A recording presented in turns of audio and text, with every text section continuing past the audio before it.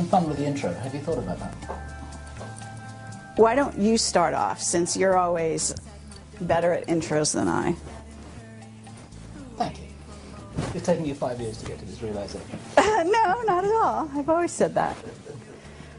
Okay. And this It's is our taken first... you 5 years to listen well enough to be able to actually hear me when I talk. It's taken me 5 years to get to the point when I learn enough to be able to say that. Right? This is all on camera. See? I know, okay, I know. Here we go. Okay. So, this and is... since I'm the editor, we'll decide who's going to do what. So okay. you're the editor, huh? Bob, you're on. Finally. So today is Friday the 25th of February, and we are here at the Phoenix International UFO Congress, and it's our great pleasure once again to be meeting with our old friend Bob Dean. And I have this feeling that he may be an older friend than just 2 or 3 years. Who knows?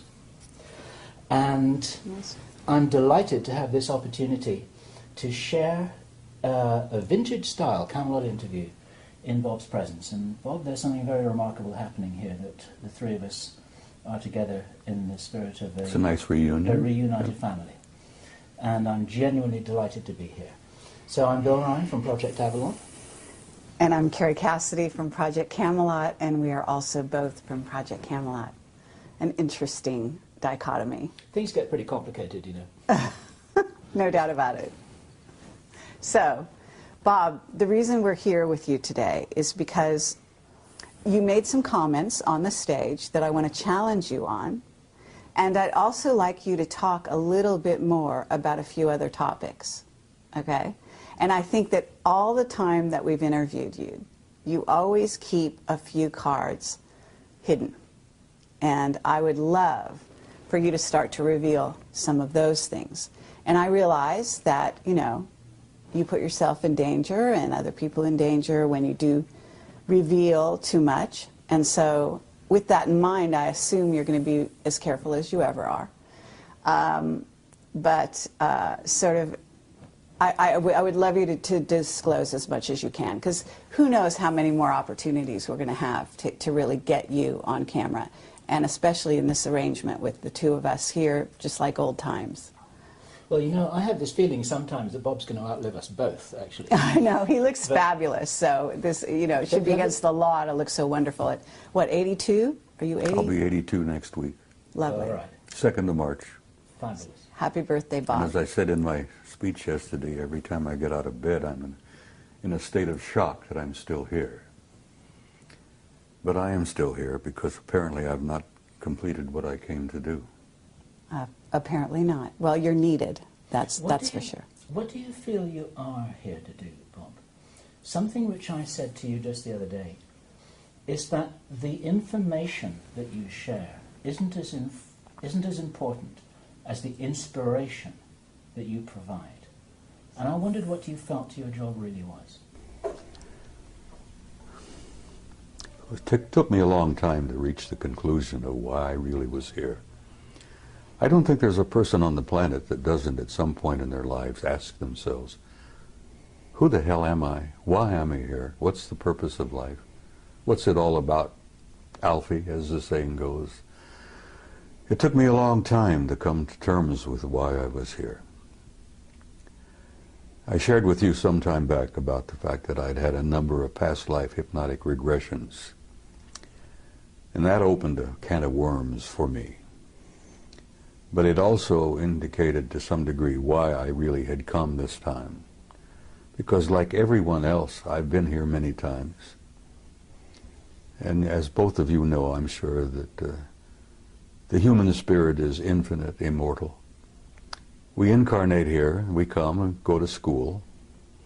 We learn a few lessons, contribute in a small way, in each in our every way. But not many people ever take the time to really sit down and look deeply into themselves.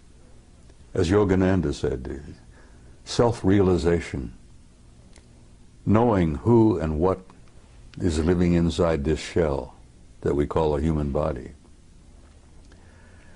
And like most humans, I went through a big chunk of my life, as you said, 3 different careers.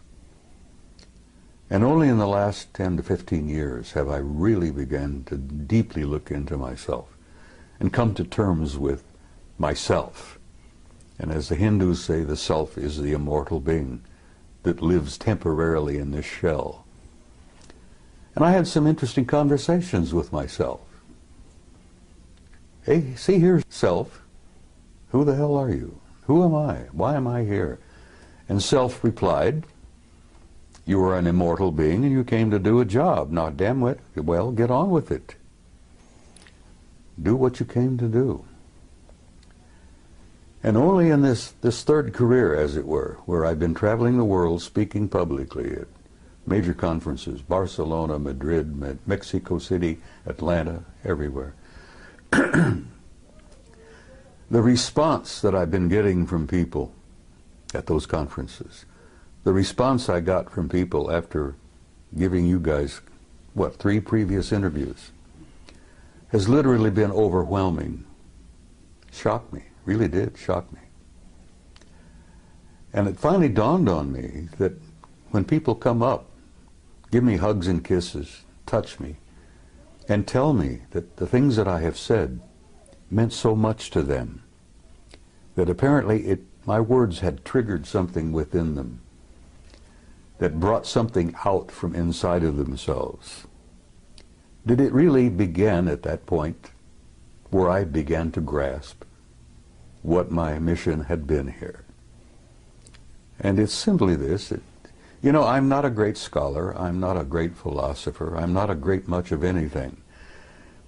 But when I speak to people publicly, here, there, and everywhere, apparently I touch a nerve somehow.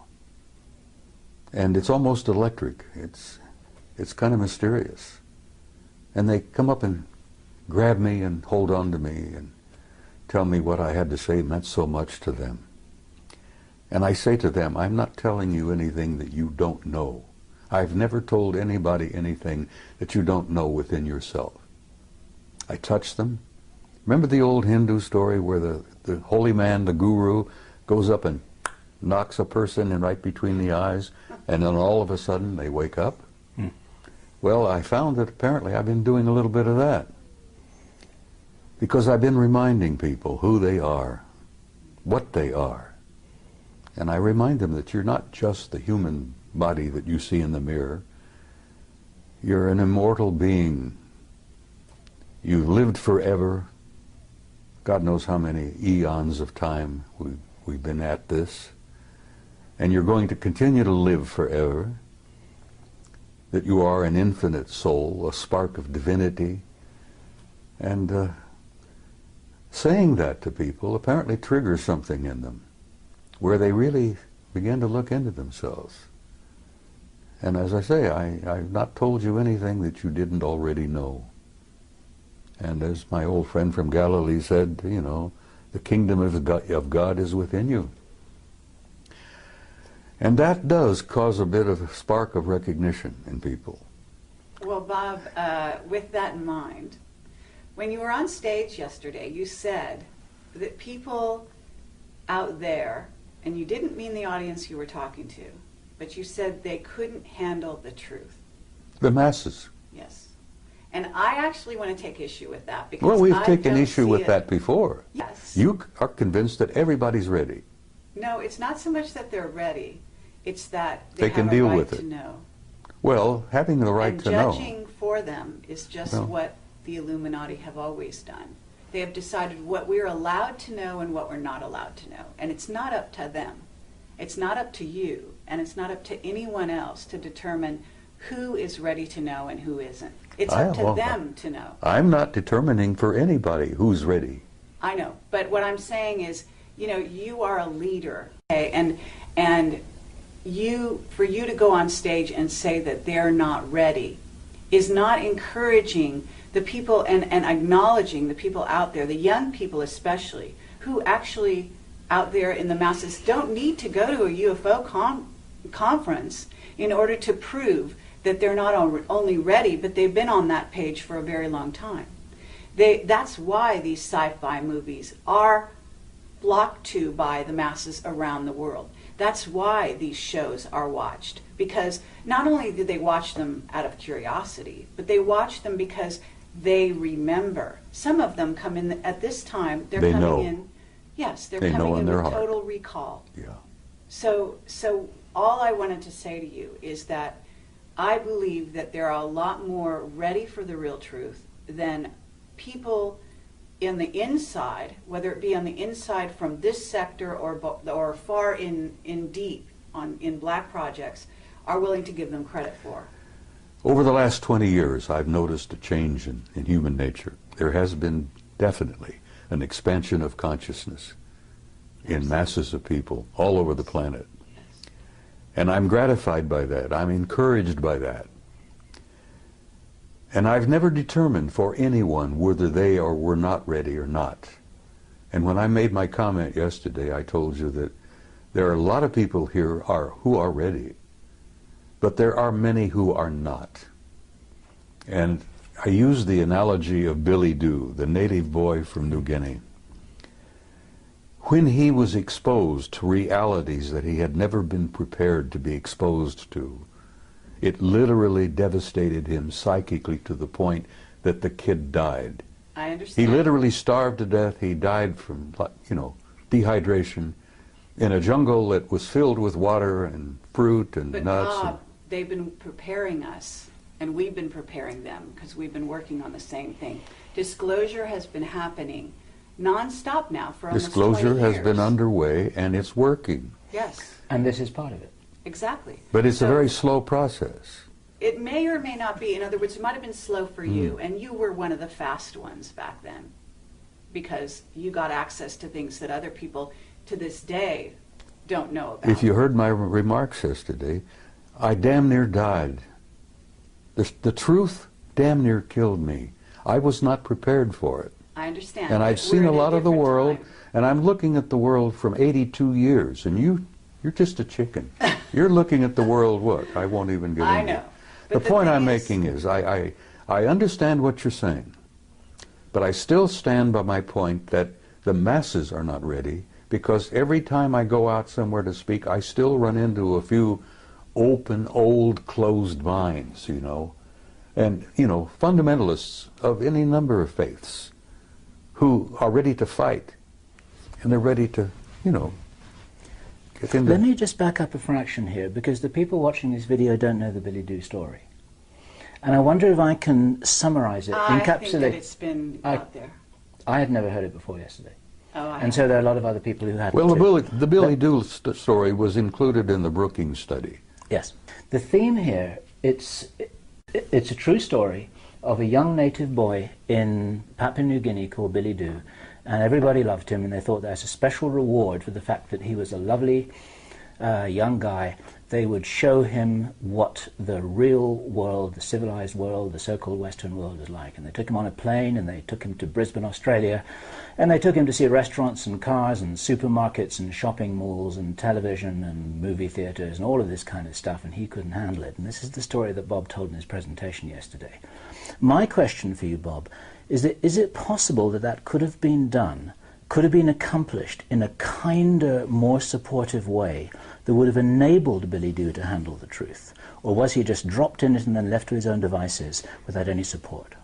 You see, they didn't really intend to do what they did. And you're right, if Billy Dew had been prepared, he might have been able to survive it. Because the shock of the world that he came from, the psychic shock of seeing the other world out there, was more than he was prepared for. The psychic shock, the spiritual shock to that kid, literally killed him. Yes, he could have been prepared, but they didn't understand that at that mission school in Papua. Their intentions were good. They loved the kid, and they thought they were doing him a favor. And what they ended up doing was murdering him, literally. Yeah. It was naive. It was really naive. Well-intentioned. Oh, but very. naive. And as I said, the one that Billy Dew referred to as Good Lady, Yes. her light didn't burn quite as bright after that event because she realized what they had done. Yeah. But is it possible, using that as a metaphor, this is a story that was built into the Brookings report, and we have to assume that somewhere there are a lot of very smart people, some of whom are well-intentioned, who are taking that into account and planning disclosure with that in mind. Do you believe that it's possible that it could be accomplished well? Yes, it's being accomplished as we speak. Right. As you remember, I went on to tell you that a blunt announcement is not what the people are ready for. Yeah. But they are enduring what I call an ongoing disclosure, a process that's been underway for over 20 years now, maybe longer, where they are being prepared through what I call subliminal education, through movies, books, novels, magazines, you know, even games. To say nothing of Project Camelot and Bob Dean. Well, Project Camelot, honey, as I said, you guys have had an impact on the world that I don't even today really think you two grasp. Your impact has been overwhelming. Well, let me tell you the letters we get. We get letters, we get people coming up to us saying we changed their lives. Exactly. Saying they started from zero and that we opened this for them and they basically are growing in leaps and bounds, and they come to us and thank us. Okay, this is the keynote, is that they thank us for that. And I have to say that we cannot look at Billy Dew, if that's his name, as just a physical body. You talked about eternal beings. This is a soul who came to the planet in a certain state, on a certain level of awareness. Now, prior to Billy Dew being in Papua New Guinea, he could have been any number of other places, and he was probably a starving to begin with. Yeah. And there's also the aspect that this kind of thing could have been targeted to maybe the person that was least prepared in that group of people that he was among to handle these kinds of things. You see, I think Margaret Mead, who I believe was the one who delivered the story of Billy Dew. Who was an Illuminati, yes. Yeah, she was an incredibly bright lady, and she had had years and years of experience working with primitive societies. And I think she was the one responsible for getting that into the study. Yes. And yes, Billy Dew could have been prepared. And can we hear about the people that this changed in a brilliant and wonderful way, whose lives were saved because of it? Because I had a young woman come to me just about a half hour ago, and she's from Puerto Rico. And she said, I have a child, and he is a crystal child, and you saved my child's life. That's what she said. Well, I'm not surprised. And she said, because you interviewed, in this case, it was Jessica Schaub. Regardless of what you think about Jessica's information, and she was young and inexperienced at the time I interviewed her, but there are children out there who saw the mirror of themselves in her, in her awareness and her willingness to embrace this cosmos of which we are a part. And so what I would submit to you is, here we are in 2011, that human consciousness is almost like an animal that's growing as a unity in leaps and bounds, okay, at this time.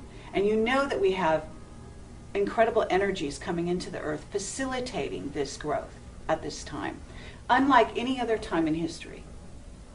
And there are many scientists, people like Paul Laviolette, who can substantiate that scientifically for the people that are listening.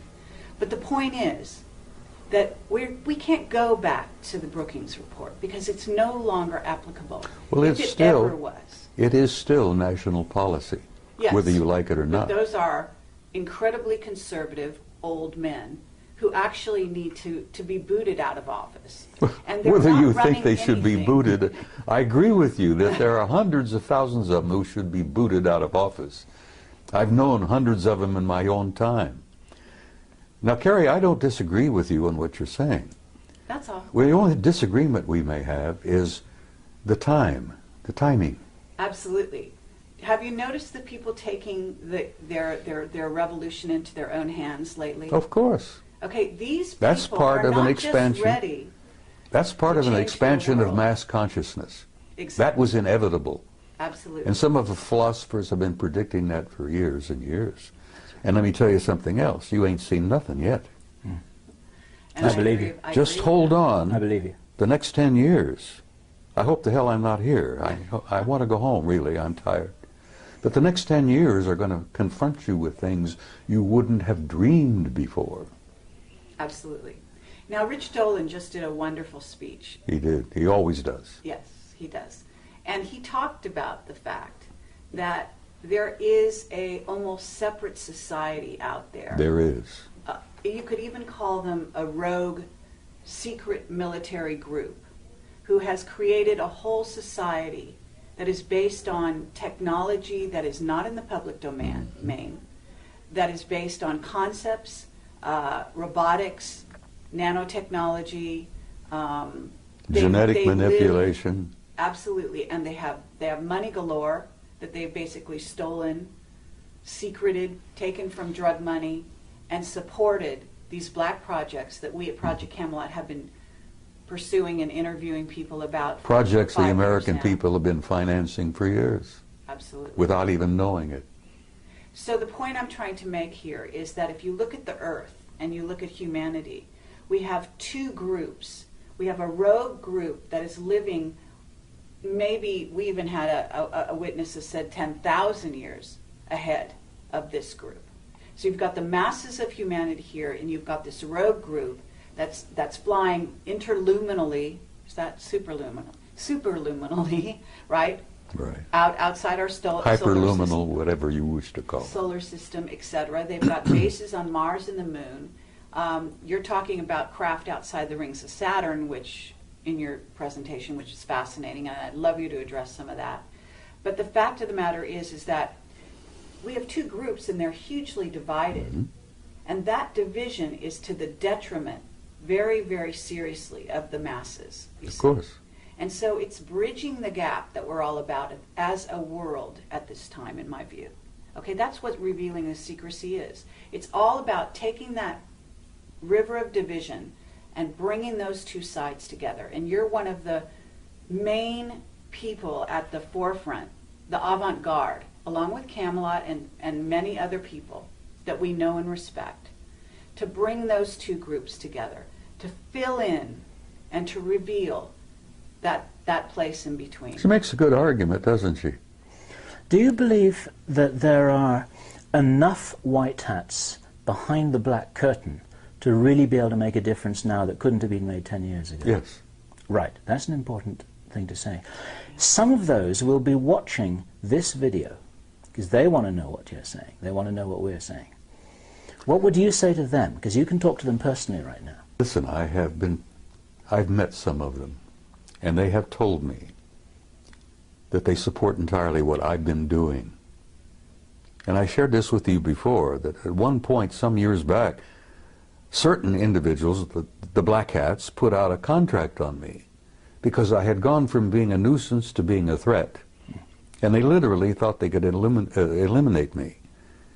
But fortunately, I must have had good friends in high places, and at that time I didn't realize what high places my good friends were in, you know. And the word went out to leave me the hell alone. And here I am, at 82, still alive and ornery and kicking. God, I'm getting tired of being here. But the point I'm making is, even the white hats and even the black hats have made some progress along the way. And they've expanded their consciousness quite a bit. Yes, no one's immune from this process. That's right. And so, you know, I basically am very hopeful about the future. The human race, the human species, it has a tomorrow. And I feel that's important to share with people. You know, women with young kids. Will my little child grow up? What kind of a world will my kid grow up in? And I try to reassure them that your kid has a future and that tomorrow is going to be much brighter than yesterday. Mm. And some of the white hats and some of the black hats all understand this thing, which is why I'm allowed to continue to focus and travel and do this and that. And I actually have been given encouragement from some of the powers that be. I've been encouraged by some of the guys with all the money. Okay, well, with that in mind, Bob, now that you're all warmed up, what is it you haven't told us? Oh, my God. Can't you keep her under control? Nope, no chance. Carrie, A year ago at Laughlin, I gave you an interview where I thought I would shock the hell out of you. And apparently it didn't. And I told you that I had had a personal relationship with non-human intelligence since I was about 2.5 years old. And actually that relationship perhaps went back before I was even born. And I So thought, have we. I thought, well, I know you have, and everybody has had a relationship. Lots. The point is that half the people don't even begin to, they don't want to know the answer to that. And when it all began to dawn on me, the implications of it were pretty overpowering. But I gave you that interview and I thought, well, this will be the end. You know, nobody's going to pay a word of attention to me after this. They'll think the old coot's gone over the edge. He's lost it. And I thought, well, I can go home and I can smoke my big stogies and drink my whiskey and die peacefully. Well, it worked out just the opposite. I'm more in demand now than I've ever dreamed of being. Yesterday I accepted an invitation to speak at a MUFON conference in Philadelphia in October. And I gave her I said, look, I'm going to tell you honestly, if I'm still on the planet in October, I'll be delighted to come. But I'm not making any plans really that far ahead, you know. I can't buy an insurance policy at my age, you see. But I'm hopeful, honey. I feel very hopeful about everything. I'm sure you're hopeful, but what is it you haven't told us? Because I believe, look, we've got time travel. There's issues with that. We've got travel through jump rooms to Mars and so on. I'm sure you've been exposed to some of that. You did share a little bit of that with me on my last interview with you. But I believe that was the tip of the iceberg. And I don't know how far you've gone down the rabbit hole, but I imagine it's a lot farther than you've revealed. And I feel sympathetic with Alice because, yes, I've been down the rabbit hole. Okay. And you feel, I know you're a very conscientious and loving individual, and I know that there's some things you want to reveal and some you don't because you want to protect people. And I don't think you have a whole lot to protect in terms of yourself at the moment because, as you said, you're protected. And we have also been threatened in the last 1.5 years, each of us in different ways, our lives, as a result of what we've done.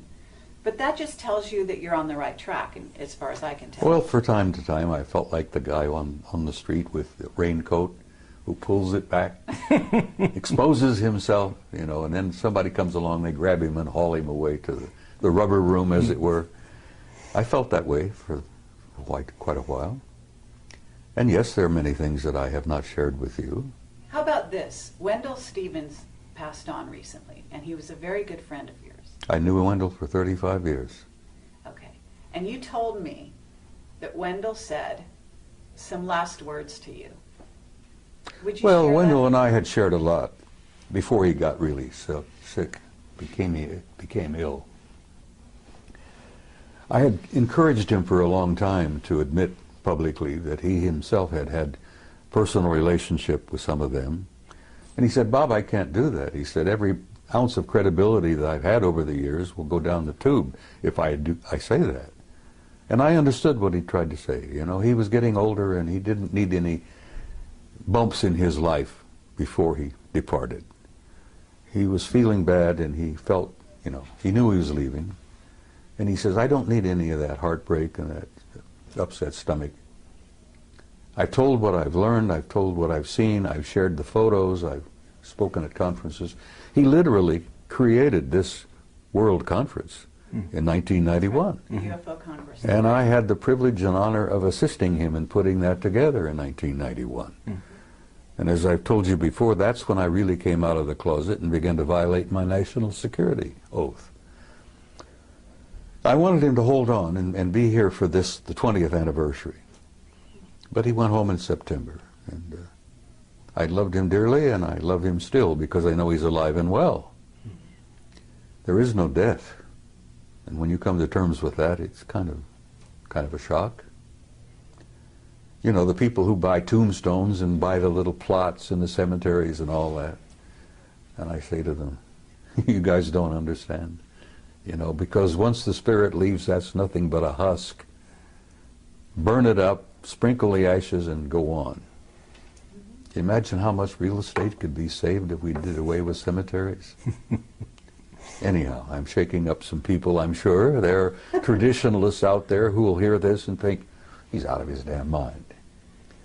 But yes, there are things I haven't told you, and there are probably things that I cannot tell you.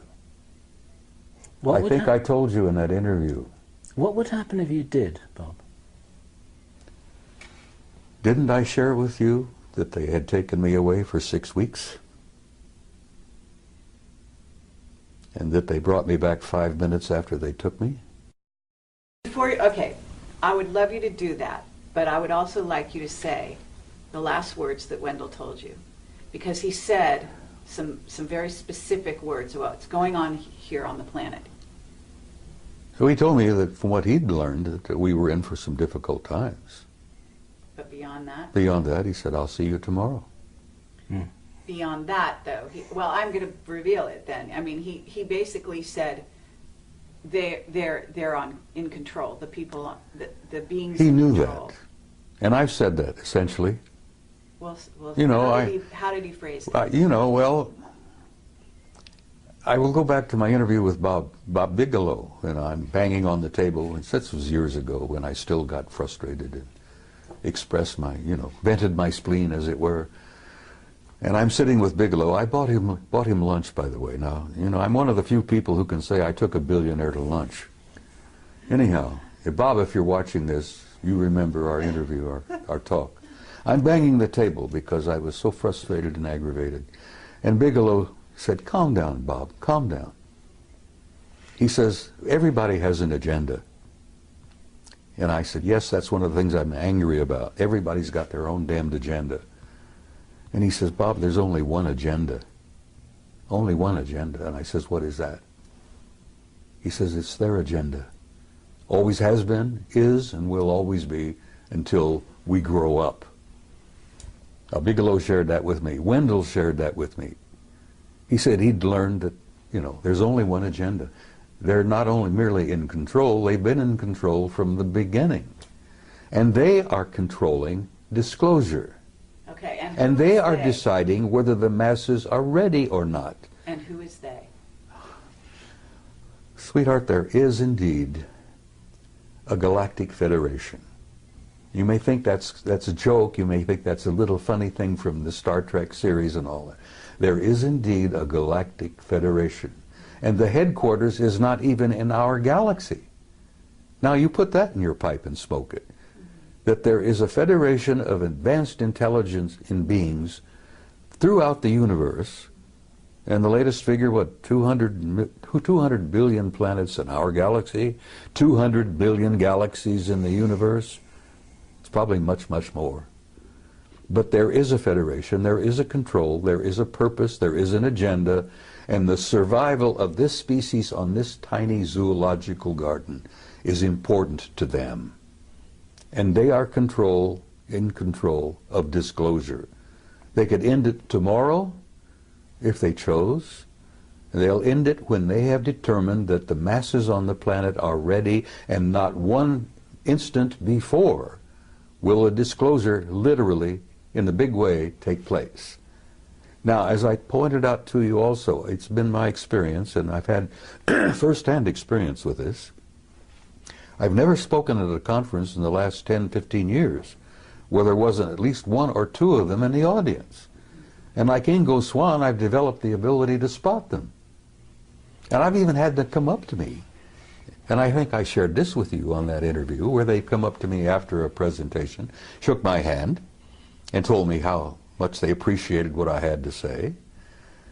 And I've learned that they attend these conferences not to listen to what the speakers have to say, but they're monitoring the response of the audience to what the speakers have to say.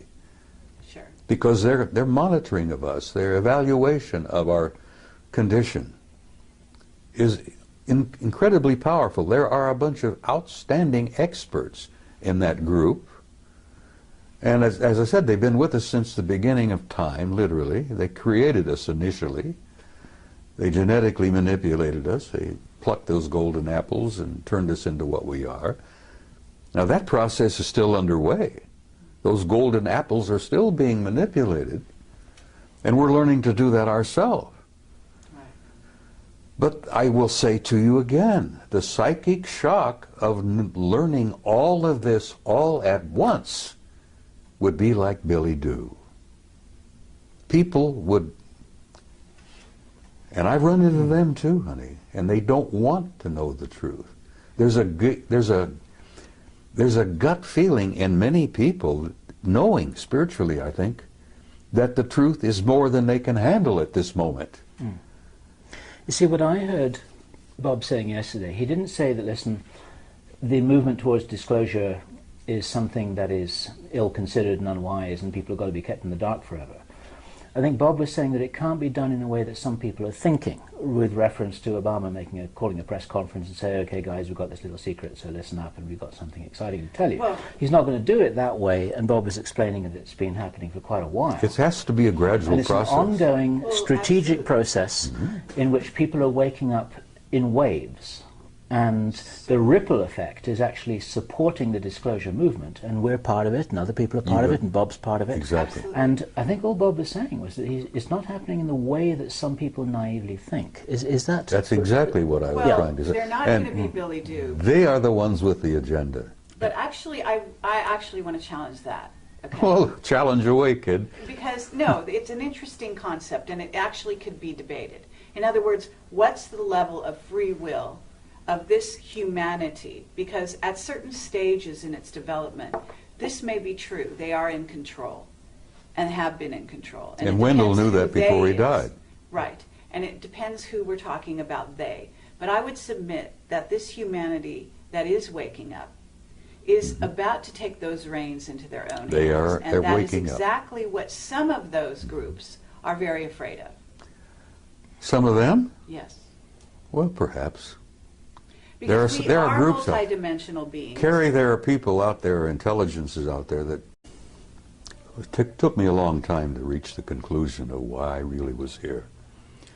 I don't think there's a person on the planet that doesn't at some point in their lives ask themselves, who the hell am I? Why am I here? What's the purpose of life? What's it all about? Alfie, as the saying goes. It took me a long time to come to terms with why I was here. I shared with you some time back about the fact that I'd had a number of past life hypnotic regressions. And that opened a can of worms for me. But it also indicated to some degree why I really had come this time. Because like everyone else, I've been here many times. And as both of you know, I'm sure that the human spirit is infinite, immortal. We incarnate here, we come and go to school. We learn a few lessons, contribute in a small way, in each in our every way. Disclose as much as you can, because who knows how many more opportunities we're going to have to really get you on camera, and especially in this arrangement with the two of us here, just like old times. Well, you know, I have this feeling sometimes that Bob's going to outlive us both, actually. I know, he looks fabulous, so this, you know, it should be against the law to look so wonderful. At, what, 82? Are you 80? I'll be 82 next week. Lovely. All right. 2nd of March. Fabulous. Happy birthday, Bob. And as I said in my speech yesterday, every time I get out of bed, I'm in a state of shock that I'm still here. But I am still here because apparently I've not completed what I came to do. Apparently not. Well, you're needed. That's for sure. What do you feel you are here to do, Bob? Something which I said to you just the other day is that the information that you share isn't as important as the inspiration that you provide. And I wondered what you felt your job really was.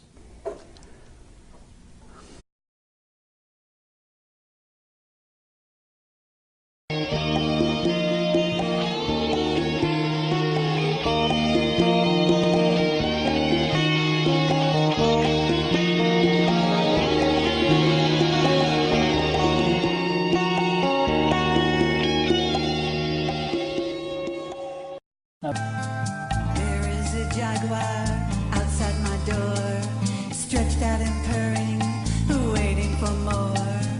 Strange shade of stone, deep cat-eye green, no way to escape, no one hears my scream. I was going to have some fun with the intro. Have you thought about that? Why don't you start off, since you're always better at intros than I?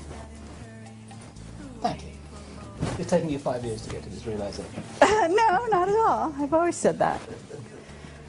Okay. And this It's is our taken first... you 5 years to listen well enough to be able to actually hear me What when do you I mean talk. It's taken me 5 years to get to the point when I learn enough to be able to say that. Right? This is all on camera. See? I know, Okay, I know. Here we go. Okay. So, this And is... since I'm the editor, we'll decide who's going to do what. So Okay. you're the editor, huh? Bob, you're on. Finally. So today is Friday the 25th of February, and we are here at the Phoenix International UFO Congress, and it's our great pleasure once again to be meeting with our old friend Bob Dean. And I have this feeling that he may be an older friend than just 2 or 3 years. Who knows? And I'm delighted to have this opportunity to share a vintage-style Camelot interview in Bob's presence. And Bob, there's something very remarkable happening here, that the three of us are together in the spirit of It's a nice reunion. a reunited family. And I'm genuinely delighted to be here. So I'm Bill Ryan from Project Avalon. And I'm Carrie Cassidy from Project Camelot, and we are also both from Project Camelot. An interesting dichotomy. Things get pretty complicated, you know. No doubt about it. So, Bob, the reason we're here with you today is because you made some comments on the stage that I want to challenge you on, and I'd also like you to talk a little bit more about a few other topics, okay? And I think that all the time that we've interviewed you, you always keep a few cards hidden. And I would love for you to start to reveal some of those things. And I realize that, you know, you put yourself in danger and other people in danger when you do reveal too much. And so with that in mind, I assume you're going to be as careful as you ever are. I would love you to